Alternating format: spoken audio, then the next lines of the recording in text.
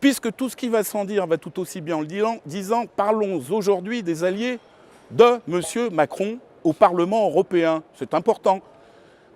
5 ans de mandat, plus de 200 dossiers en commission emploi. Et je suis encore surpris par le toupet des alliés de M. Macron au Parlement européen.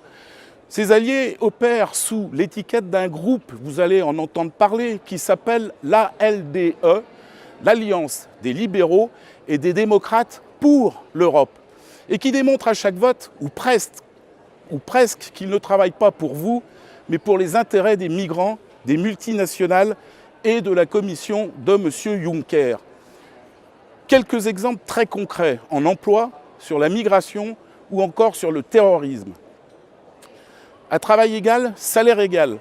Et, bien sûr, sécurité sociale égale. Ça vous paraît normal et vous avez raison. C'est ce que je proposais.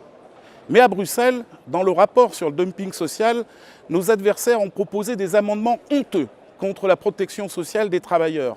Les alliés de M. Macron ont voulu supprimer la, je cite, protection sociale égale pour un même travail au même endroit. C'était, vous pouvez vérifier, leur amendement numéro 101. Quel scandale! Ils ont même essayé d'inscrire que le principe de salaire égal pour un même travail sur un même lieu était irréaliste. Deuxième exemple sur le rapport conditions de travail et l'emploi précaire.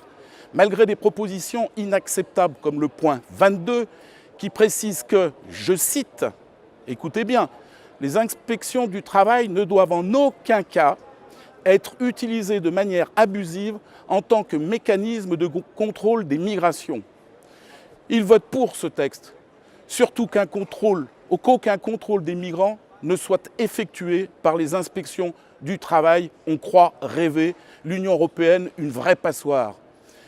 Et sur le terrorisme, à la question pourtant évidente, je cite, faut-il mettre un terme au financement étranger accordé aux communautés religieuses connues pour leur lien avec le terrorisme? Nous avons voté oui. Eh bien, les alliés de M. Macron, étonnez-vous, ont voté non. Quel décalage, vous le constatez, entre les discours que l'on peut entendre en France et les votes de ceux-là même qui disent être dans le camp du bien. Au contraire, comme vous le constatez après cette démonstration, ils ne luttent pas contre la concurrence déloyale qui développe notre chômage, ils ne luttent pas contre les fraudes migratoires et ne luttent même pas contre le financement du terrorisme. Chers amis, c'est exactement l'inverse qu'il faut faire. Et nos votes, eux, sont très clairs.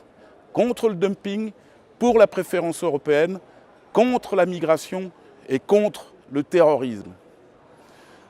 Un homme averti en vaut deux.